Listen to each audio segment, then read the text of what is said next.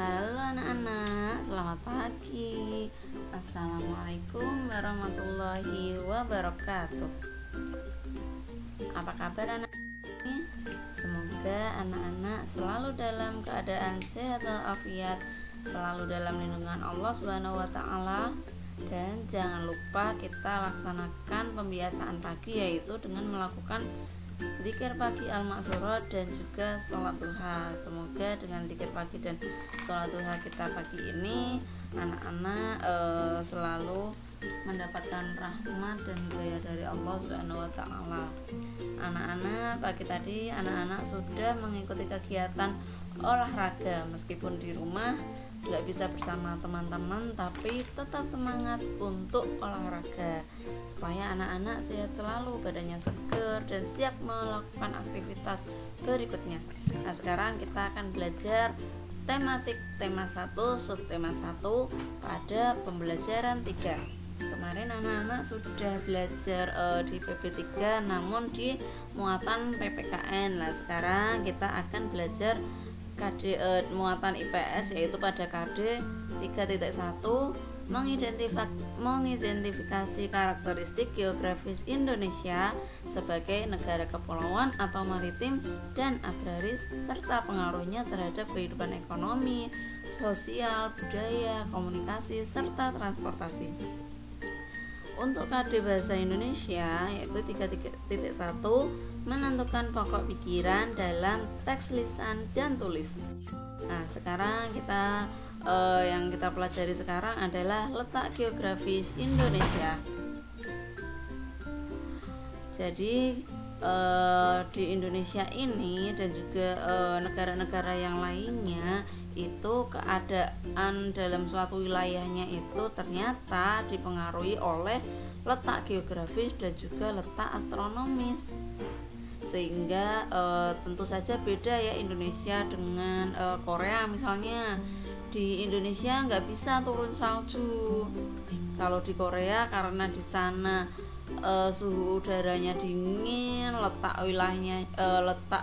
wilayahnya juga beda dari kita, jadi di sana bisa turun salju. Kenapa kok bisa gitu ya? Jadi ternyata salah satunya adalah ternyata kita dilewati oleh garis khatulistiwa. Kita berada di tengah-tengah bumi, jadi suhu di Indonesia itu tidak terlalu panas tapi juga tidak terlalu dingin, jadi yang sedang-sedang saja. Jadi itu merupakan nikmat yang luar biasa dari Allah Subhanahu wa taala supaya kita tidak terlalu kepanasan ketika musim panas dan juga tidak terlalu kedinginan ketika musim dingin. Lah, jadi yang namanya letak geografis itu adalah letak suatu wilayah dilihat dari kenyataannya di bumi. Misalkan berdasarkan kenyataannya di bumi ini, bumi itu kan bulat ya. Kalau di bumi itu berarti Indonesia itu kenyataannya terletak di tengah-tengah.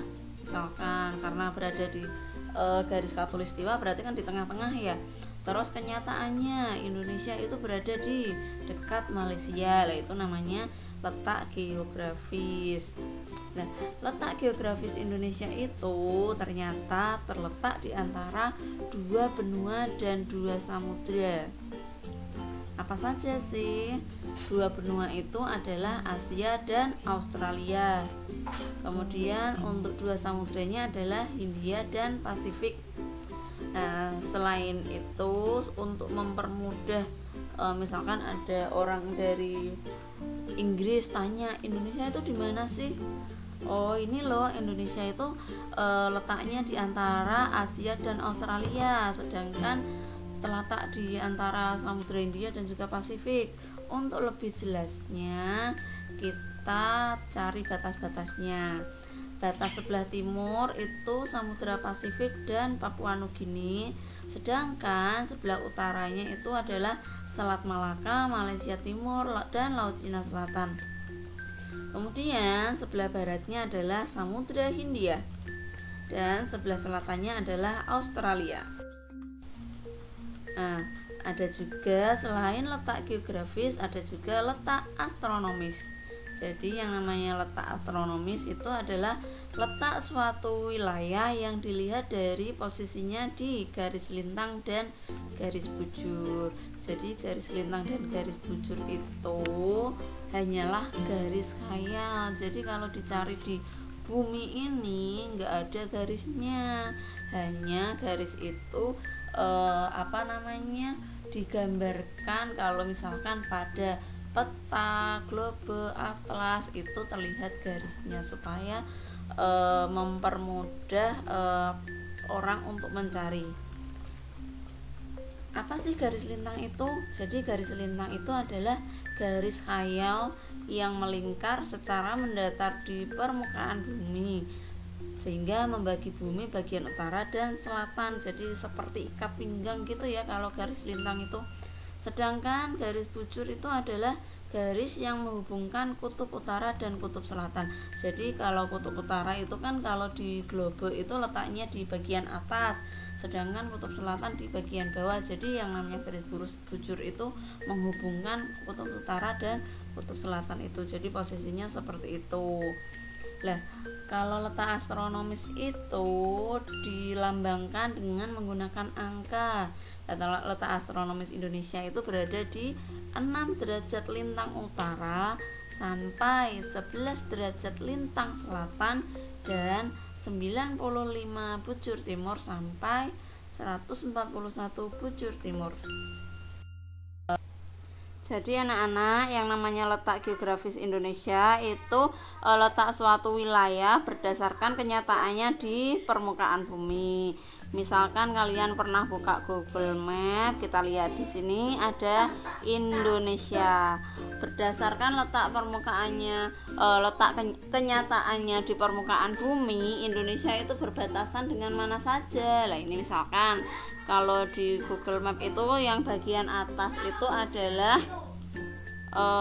bagian utara, yang bawah itu adalah bagian selatan, yang kanan itu bagian timur, dan yang kiri itu bagian barat. Lah di sini Indonesia bagian timur berbatasan dengan mana? Lah di sini kita lihat berbatasan dengan Papua Nugini dan juga Samudra Pasifik. Kemudian yang bagian barat berbatasan dengan Samudra Hindia. Bagian selatan berbatasan dengan Australia. Kemudian untuk yang bagian utara berbatasan dengan ada Laut Cina Selatan, ada Thailand, Kamboja, Vietnam, Filipina, Malaysia. Lah itu bagian utara, itu yang namanya letak geografis suatu wilayah. Kita perbesar lagi, nah seperti ini ya. Indonesia ada Jawa, Sumatera, Kalimantan, Sulawesi, dan Papua. Seperti itu. Nah, sedangkan yang namanya letak astronomis adalah letak suatu wilayah yang dilihat dari posisinya di garis lintang dan garis bujur. Yang namanya garis lintang itu garis khayal, jadi hanya khayalan saja. Maksudnya garisnya itu enggak benar-benar ada, hanya garis yang dipakai oleh pakar geografis supaya mempermudah untuk menemukan letak suatu wilayah. Jadi yang namanya garis lintang tadi melintang secara mendatar, jadi dari kanan ke kiri, itu namanya garis lintang yang akan membagi bumi bagian utara dan bumi bagian selatan, jadi atas dengan bawah. Kemudian garisnya itu yang melintang gini ya, ke kanan ke kiri. Sedangkan yang namanya garis bujur itu garis yang membujur dari atas ke bawah, ini garis bujur. Kemudian ada juga yang namanya garis ekuator atau kita biasa menyebutnya garis khatulistiwa, yaitu letaknya tepat di angka 0 tengah-tengah. Lah kita Indonesia itu dilewati oleh garis khatulistiwa, lihat di sini. Lah Sedangkan letak astronomis Indonesia itu ada di 6 derajat lintang utara sampai 11 derajat lintang selatan dan 95 bujur timur sampai 141 bujur timur. Seperti itu anak-anak, yang namanya garis lintang dan garis bujur. Kalau melintang itu berarti kanan ke kiri dan membagi utara selatan, sedangkan garis bujur itu yang membujur dari atas ke bawah. Ini garis bujur. Seperti itu anak-anak. Anak-anak, coba kita baca teks di bawah ini terlebih dahulu. Bagaimana cara menentukan letak astronomis suatu wilayah? Caranya sangat mudah, tinggal siapkan sebuah globe, kemudian kita perhatikan suatu wilayah tersebut mulai dari batas paling utara hingga selatan dan juga batas paling timur hingga barat. Nah, dari bacaan tersebut kita dapat menemukan kalimat utama dan kalimat penjelas. Apa sih kalimat utama itu? Jadi kalimat utama itu ternyata adalah kalimat yang di dalamnya terdapat ide pokok.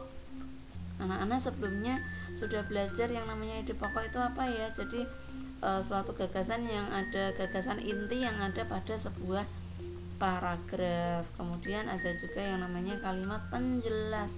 Jadi kalimat penjelas itu berisi informasi tambahan untuk menjelaskan lebih rinci hal-hal yang disampaikan dalam kalimat utama. Jadi dari bacaan tadi